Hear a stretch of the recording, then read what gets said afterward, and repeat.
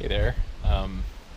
I wanted to do a follow-up review slash just show what I've done to my Mako 204 center console. I got a lot of good feedback, and a lot of people were thankful about the review I did 2 years ago.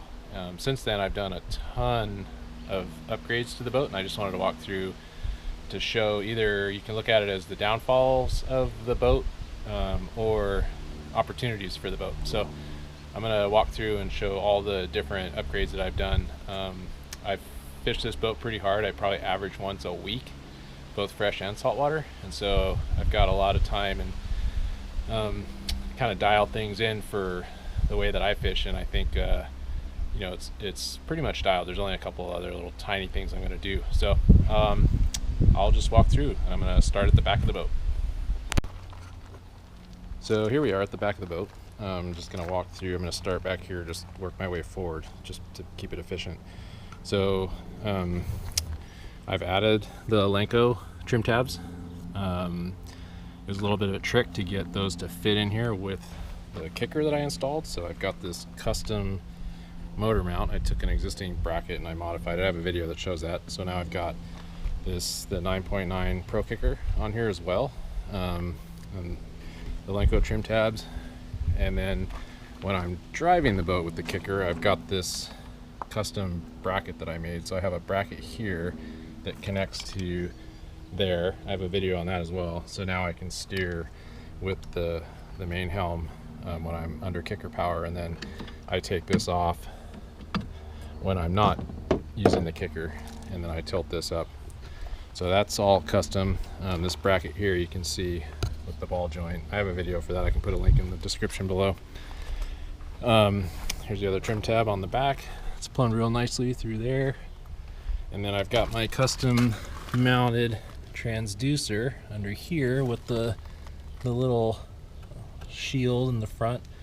The reason I did that, I have a video of that as well, the install for that, but I've got the transducer mounted here. That way I can see that my outboard, my Verado, doesn't block the view when it's mounted like that, so I can see both the right and left side of the side scan.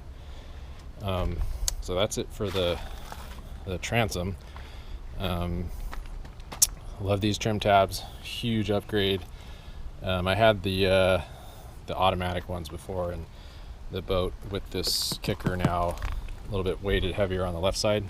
Definitely had to go with these adjustable on the fly Makos. I'll put a link in the description for which ones I got. So I'll go up in the boat now and show some of the upgrades I've done on the inside, starting at the back still. So storage is always something that you need on a boat. So I've added these hatches in the back on both sides. I store all my lead, not all of it, but the ones that I'm fishing with I keep in that locker. Those have been super useful. I'll put a link for which ones. They fit perfectly. This is just the right size for back here. That's the biggest I could go for that. Underneath here I've got an outlet for my crab pot puller. I have another video that shows that, but that's for crab pot puller and downrigger power for both Scotty downrigger and Scotty crab pot puller. And then I installed a bunch of these guys for the Scotty rod holders, the flush mount. I only drilled into this part because I figured if I ever needed to, I can replace this as opposed to drilling into this part. It's harder to make a replacement. So I've got one there, and then I've got one at the front there, and then I've got one here, and then I've got the bait station one here. So I have an extra flush mount right there that I installed, and another rod holder right here. So that's a total of 4 plus 4 more rail mounted ones on there.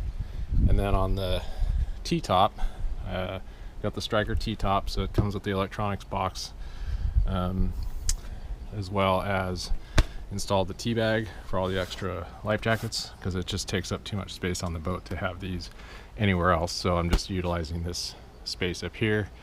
I added the LEDs here, rear facing.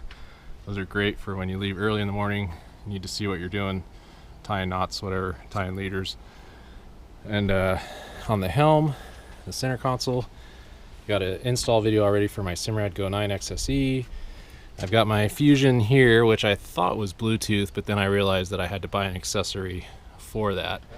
So there's a module that plugs into the back that allows it to be Bluetooth. So now I can just play music from my phone. Install my VHF down here. Here's my Mako trim tabs.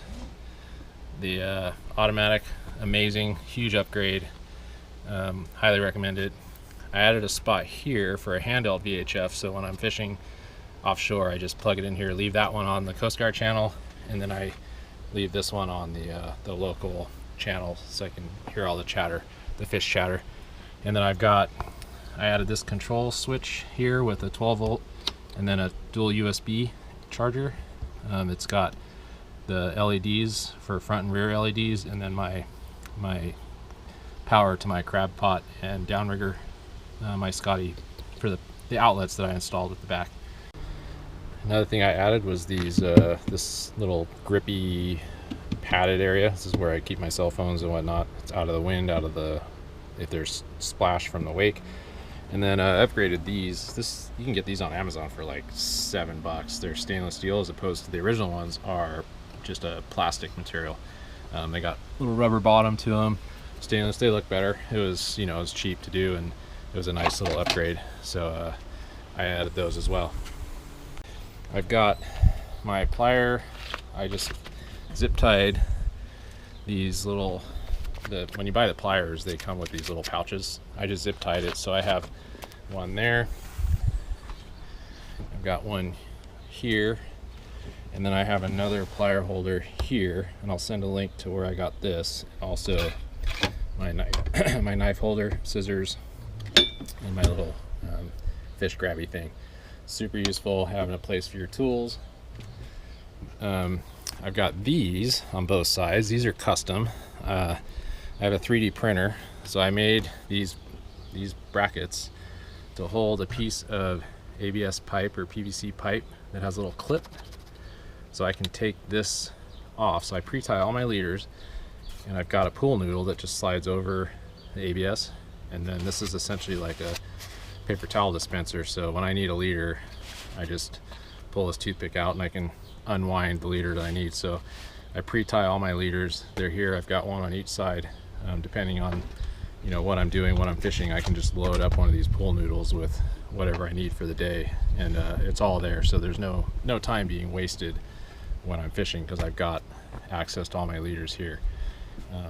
And then I got my line. I just use this for when I need lines. If I need to just tie something real quick, I just suction this here, and that stays on there for the trip that I'm doing. And then I made a little, I never knew where to put my bait net, so I made a little thing out of ABS. I'm not super happy with it. I might print something a little cleaner, 3D print, and attach it, much like I did up there. But that's got me a place for my bait net. So my live well's right here, so it's nice, quick, easy access.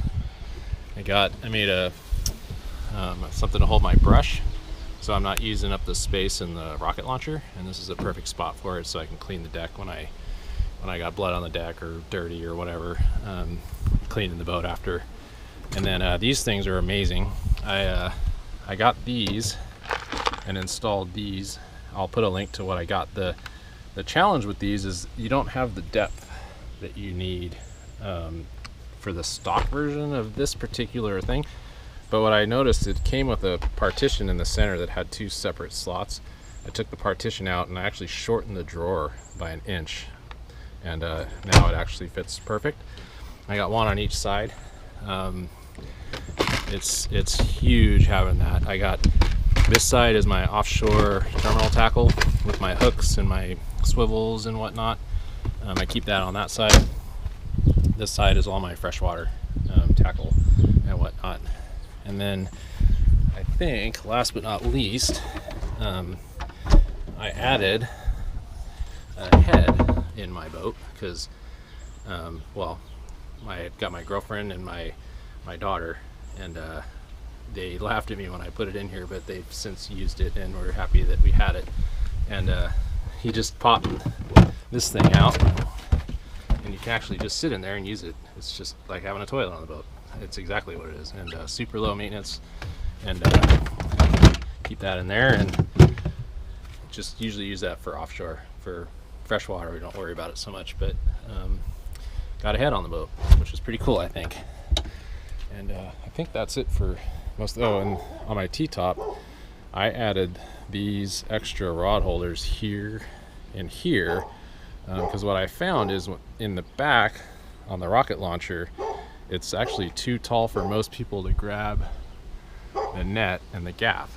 So these are now centrally located on the boat, so it's super quick access, and you know, anybody can grab it. My daughter, she's 14, and my son is 16, so you know, they're not as tall as I am. I'm 6'4". I can reach anything in the rocket launcher, but that's reserved for poles now in the back, and now I've got these for the rod, I'm sorry, for the net and the gaff. So that's pretty much it. Done quite a bit to the boat. Oh, and one more thing.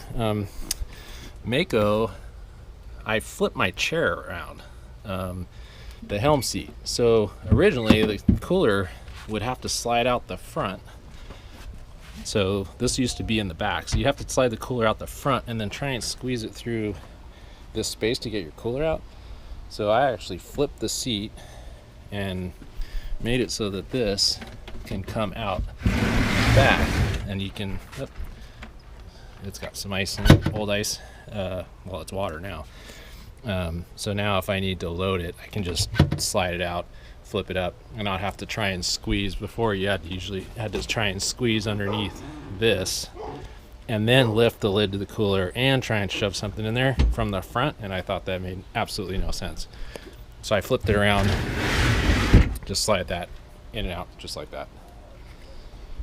So that's pretty much all of the upgrades. I'll put links to the descriptions, or a link to some of the upgrades in the description below, and hopefully that's helpful for anybody that has either the Mako 204 or another boat to see what kind of potential upgrades that might be helpful when you're out on the water.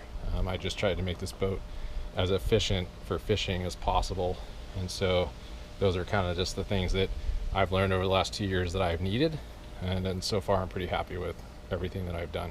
So if you have any questions or comments, just leave them at the bottom of the video, and again, thanks for watching.